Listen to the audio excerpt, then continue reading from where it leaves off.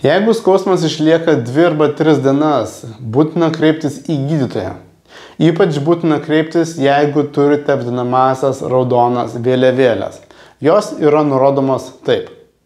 Ypač stiprus skausmas naktį, tarpvietės tirpimas, šlapimo nelaikymas arba ir padažnėjęs šlapinimasis, jutimų sutrikimai, žymiai sumažėjusi šlaunies, pėdos, raumenų jėga, eisena ir jeigu ypač pajutote, jog nejaučiate kojos, nejaučiate pėdos, nejaučiate šlaunies.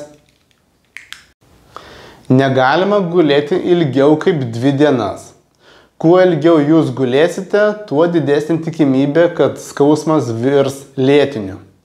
Jūs turite būti kiek įmanoma labiau aktyvus, tai yra pats apsirengti, pačiam pavalgyti, nueiti iki tualeto, virtuvės. Ir stenkitės gulėti maksimaliai 2 dienas. Nepadėjo nuskausminamieji, gali padėti ledo aplikacija.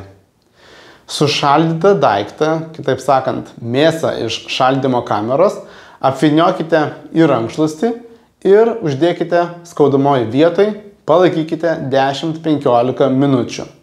Ilgiau laikyti nerekomenduojama. Šaldyti galite vėl tik tais po pusvalandžio. Rekomenduojama šaldyti 2 kartus valandoje. Jei nuo šalčio taikymo pasidarė blogiau arba jis nepadėjo, nutraukite.